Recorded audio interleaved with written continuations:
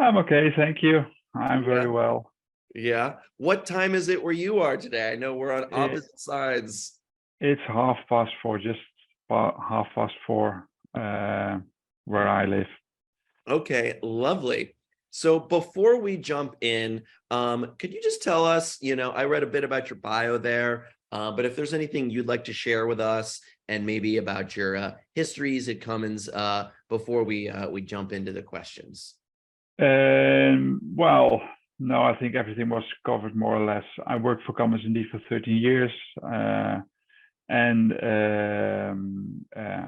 I've kept the same role all these 13 years, but yeah, the role itself changes all the time, so that keeps it interesting. But no, that's about it, I would say. Great. So, like we mentioned in the lead up there, Cummins is embracing diversity and inclusion. You mentioned that in your bio that you felt a sense of belonging pretty much right out of the gate. So, how has this inclusion and this welcoming atmosphere? How has this affected your life and your day-to-day work at Cummins? Yeah, at first not that much, but at the later stage, a lot, I would say. I came out as being gay at a later age, actually about a year or so ago. And I started my life at Cummins as a normal, straight, heterosexual man. So I ticked all the boxes to be regarded as normal in Europe.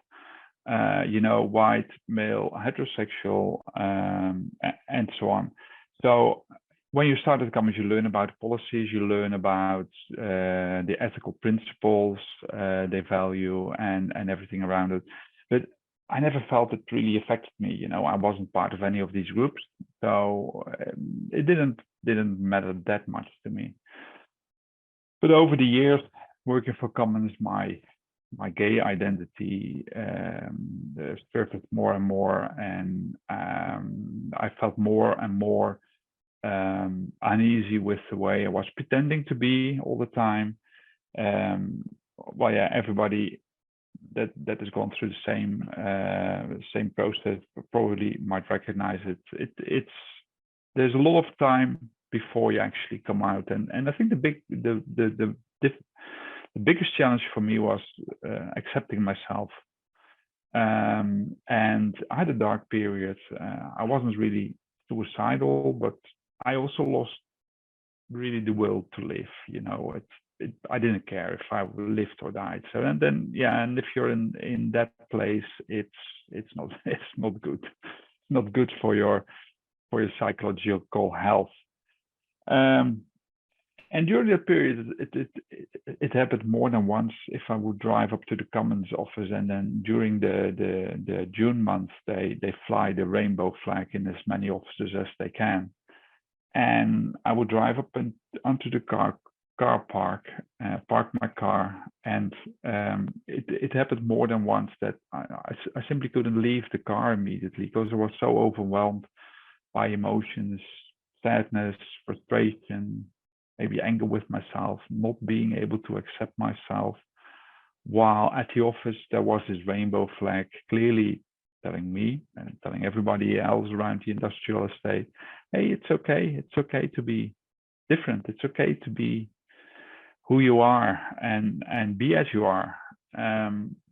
So I wouldn't say it fully pulled me across the line of coming out, but it certainly did help to have that feeling of being okay, at least at your office.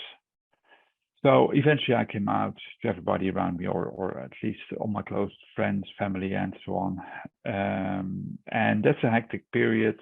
You go through a lot of emotions, but there was one place I never had to worry about what would happen or what they would say, and that was of course the workplace, because I know I would feel I would be safe over there to talk about it and to tell about it. That's really wonderful. Thank you for sharing that. I can identify with the challenges of coming out and the confusion you said about all the emotions and feeling unsure. Yeah. For me, there was a lot of worry in the beginning of how people might react, and that, like you said, like, oh, I'm just like going from being normal to not normal anymore. And Yes. then suddenly being like, well, where do I fit into this? So I identify with all of that. So I'm curious, what when you did, with whatever that did get you over the line, like you said, to come out, what was that change for you once you did? You said you didn't have to worry about it at work. So once you did come out to your colleagues and your work environment, how did that change for you? Did it affect your life as well, like outside of work in a positive way, or maybe some challenging ways? And then in the office as well, was there anything that changed for you once you were at work? Um, everything changed a lot, I would say. I feel much happier. I feel much more balanced, much more content with myself. I have plenty of will to live again. So the dark period is gone in that sense.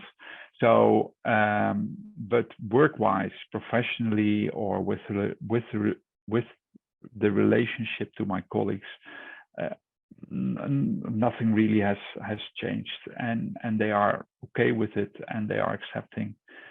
And I think it's very important that your workplace is also a safe place, because you spend a lot of time at the office. And in the office I work for is relatively small. It's got only 50 employees.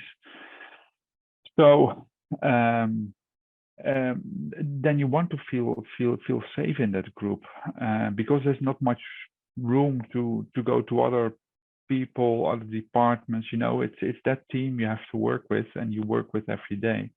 So it's quite important that you feel safe.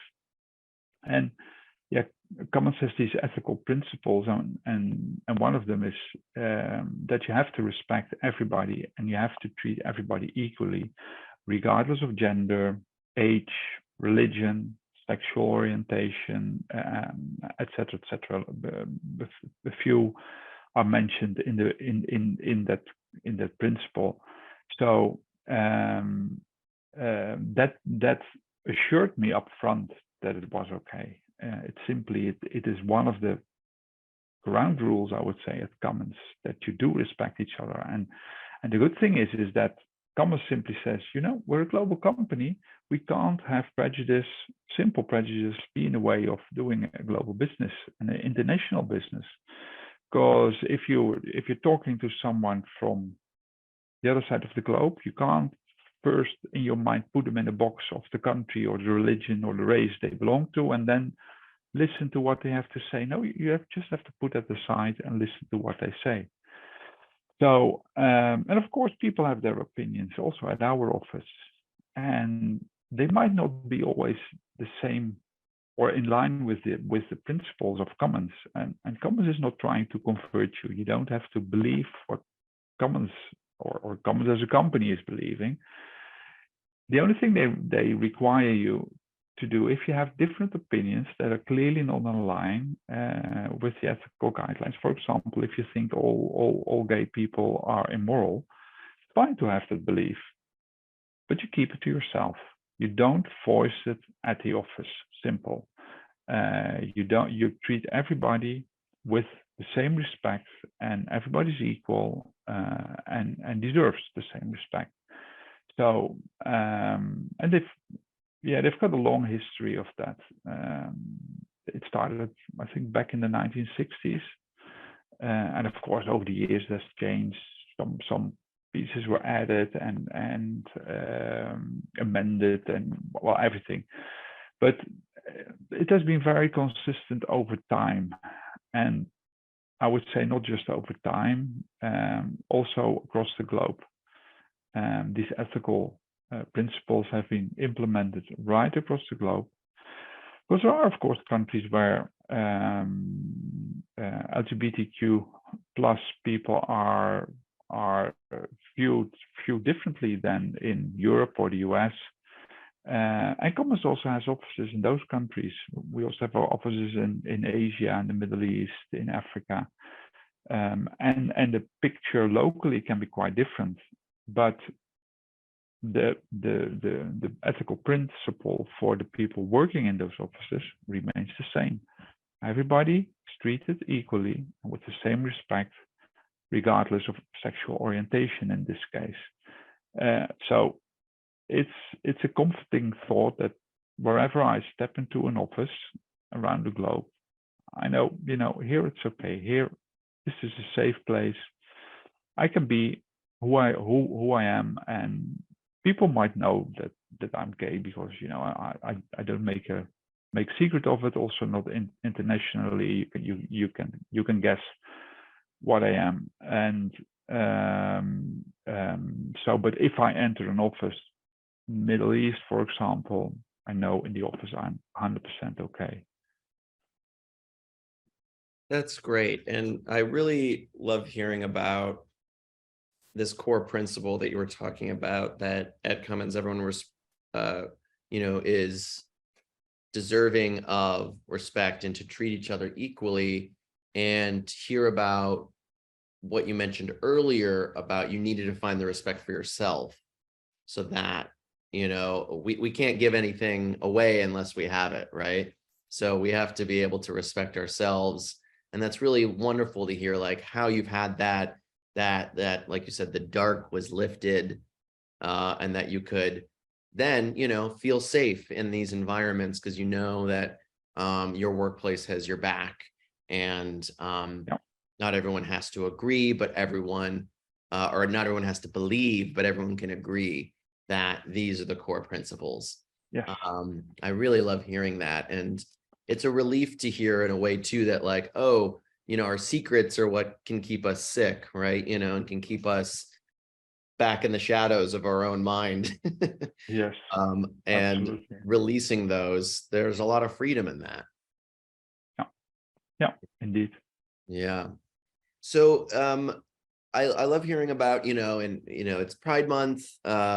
You mentioned before you came out, there was the rainbow flags there. So what other things is Cummins doing to ensure that there's these core values? Of course, that's all every day. Are there other things that Cummins is doing to supporting the LGBTQIA plus members that are beyond just the month of June? And yeah, sure. A month of June also always gets a bit of extra attention, of course. I love a little extra attention. What can I say? And but beside the June month, I would say the core principles are the starting point for the support, not just for LGBTQ plus, but also if you're a different race, religion, etc. I know of one example that actually happened in the office I work for here in Holland, is where a female lesbian engineer was sent to a ship to repair the engine, and the owner of the ship made it clear that he wasn't amused seeing a lesbian woman repairing his engine. And it was mainly because of the fact that she was a lesbian.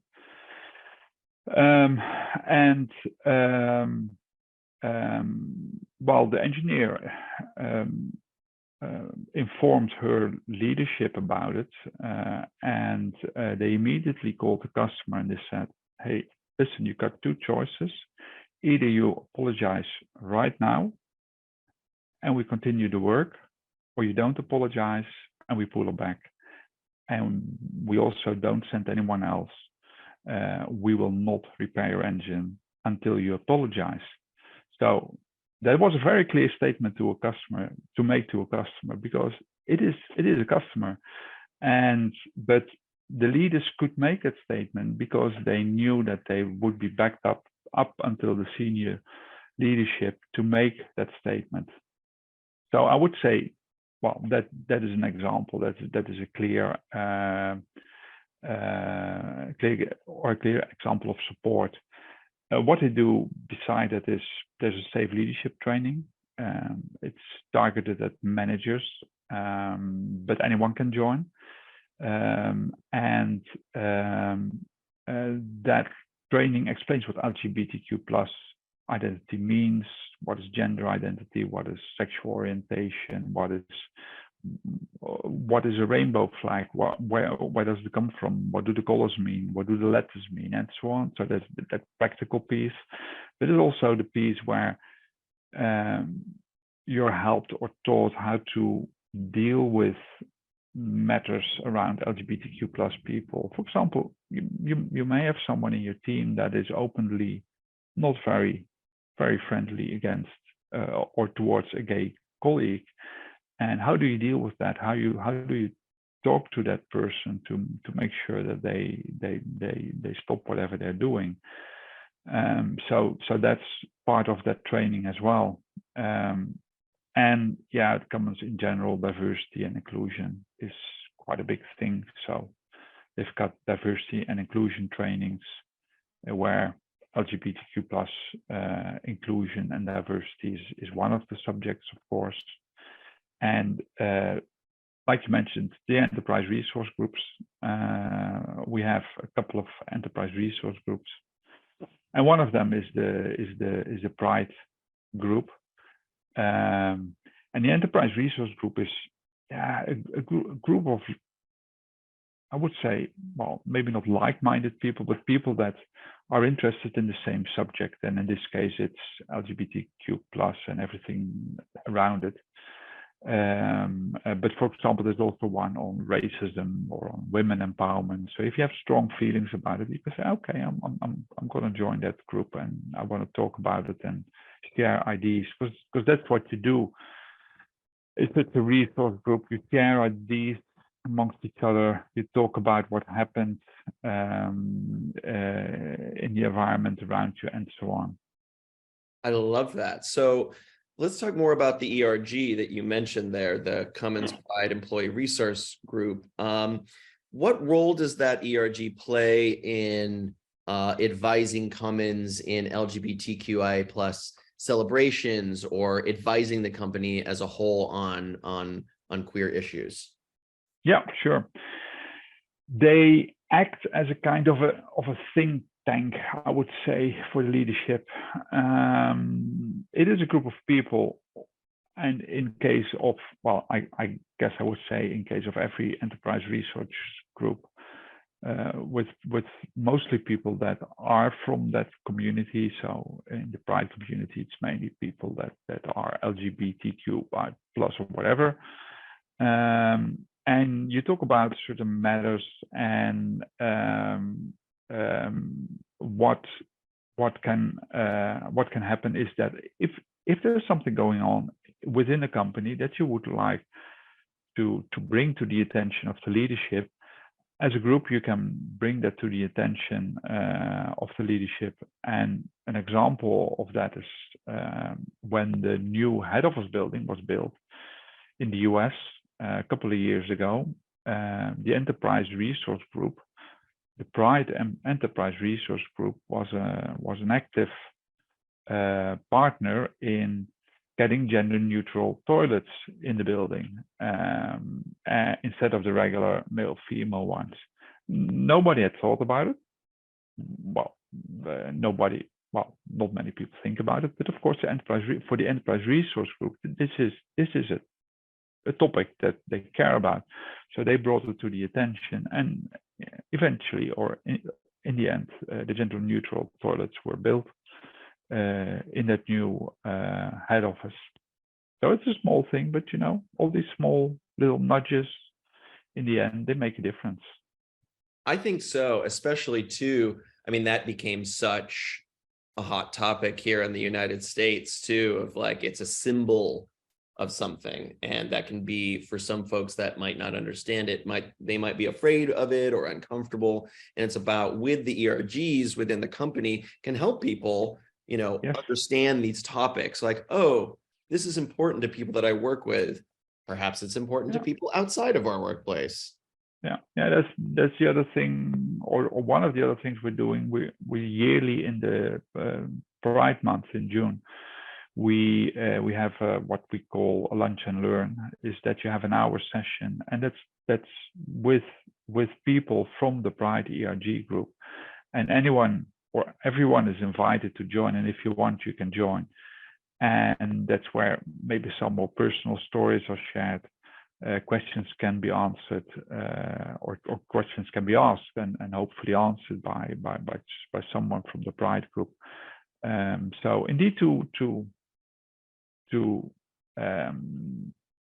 educate maybe is maybe a bit heavy, but to inform people about why it is important to us and why things like Pride and the rainbow flag does make a difference. Yeah. And what role do allies play in the ERG?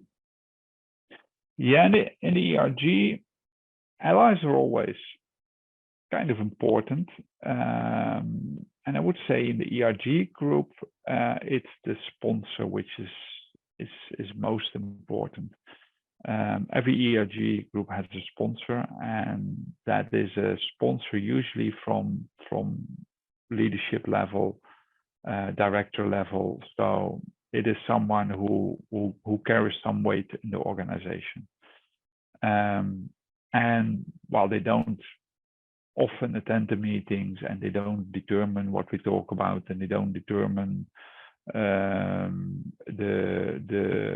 the items we want to discuss, but when we as an ERG group want to bring something to the attention of the leadership, it is the perfect person to convey that message to his or her peers in the leadership team, or point us in the direction of someone who we should talk to make our point clear.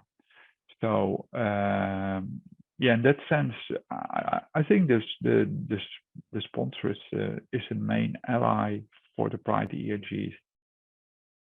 I love that. Well, speaking of, so we got some great questions from our listeners today. And this is a great question that I think might speak to the relationship between allies and some folks in these communities. So Christine Chen asked, I've worked with LGBTQ colleagues who are afraid to fully express / be themselves in a professional environment, fearing a backlash. How can I better support these colleagues in a respectful and meaningful way?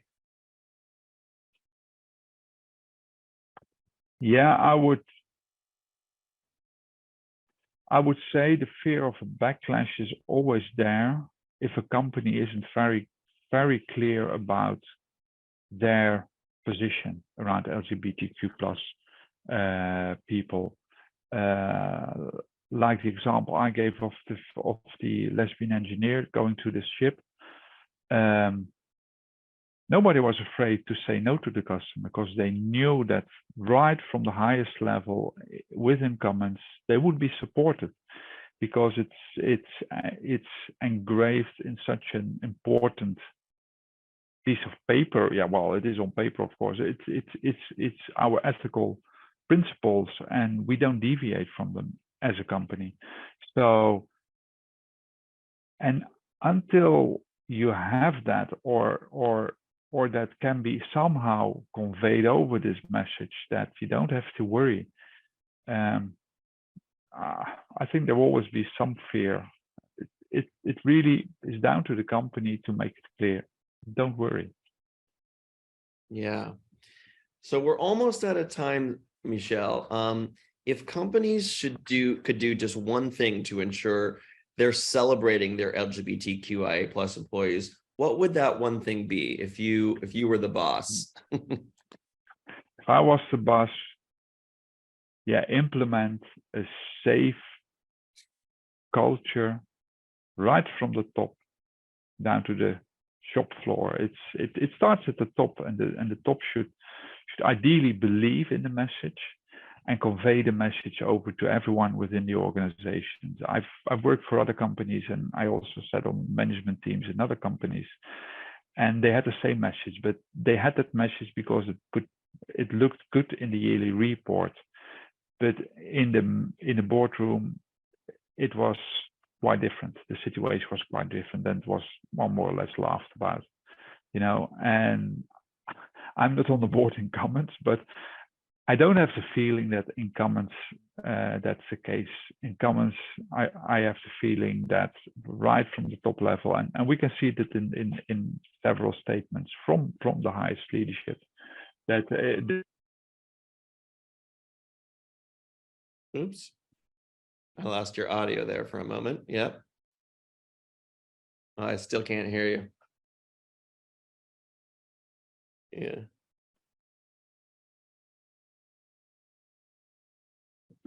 Yeah, there was a phone call breaking into my headset.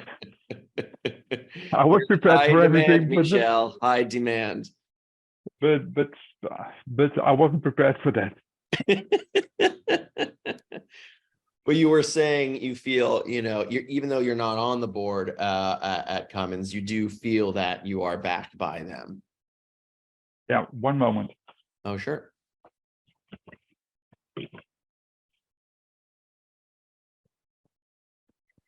Well, friends, Okay. we are continuing our chat, and now we got Michelle back. Yes. So Yes, Michelle, you feel backed by it. Yes. yes, good. So Michelle, we're out of time. Thank you so much for making the time here. If folks want to keep the conversation going with you, what's the best way to reach out to you? Yes, I can share my LinkedIn details and send them to you. Awesome. So we'll relay that back into the chat for all of our friends listening in. We had more questions from the audience that we didn't get to, but thank you for asking them, friends. Some of these are great universal questions that I might roll over to some of our other speakers, so feel free to keep them coming. Michelle, thank you so much for making the time today. It was so great to chat with you again, and I hope we get to do it again. Please come back. Yes, very welcome. Thank you. All right, take care now. Bye.